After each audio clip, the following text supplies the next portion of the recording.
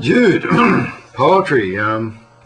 This is really spooky. I was watching your psychic video the other day, and when you mentioned the chatterbox, I thought for sure my mum, who died last April, was about to enter your body and talk through you, because if anybody could have done that, if it was possible, Shirley would have done it. And if we hadn't heard from her by now, we're not going to hear from Shirley, but it's Shirley's birthday today. It's the first birthday since I lost my mum. I've been thinking about her today. And I've been thinking, and she was a nice woman. She was a Christian woman, but she was always helping. I remember her, when I was a child, I remember being in a house with an old World War I veteran out the back. He was smoking a pipe while my mum and a friend of hers would give his wife, who had dementia, a bath.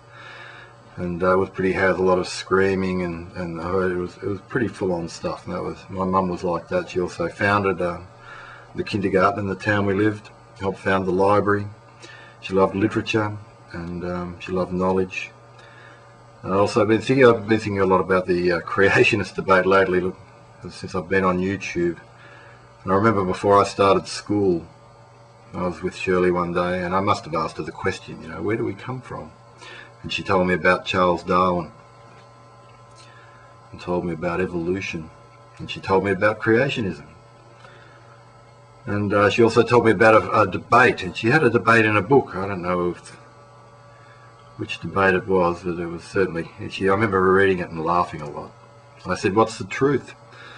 And she said, Charles Darwin was a very clever man, and sometimes religious people, they can be a bit silly. So that was my mum. Anyway, I had to read a poem when I first started school. I probably would have been about 6, and she told me that this was her favourite poem. And I've looked it up because of your poetry challenge, and it's actually very short.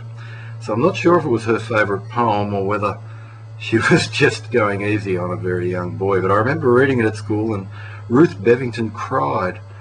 And she came up to me when we were in our 20s in a pub one day. I bumped into her, and she still remembered me reading this poem, which is pretty strange. And it's quite apt, actually. It's called Requiem, and it's by Robert Louis Stevenson. And this is for Shirley. Under a wide and starry sky, dig the grave and let me lie. Glad that I live and gladly die, and I lay it down with a will. This be the verse you grave for me. Hare lies where he longed to be. Home is the sailor home from the sea, and the hunter home from the hill. I realise I've been a bit self-indulgent there, but that was for Shirley, and thank you, Jude.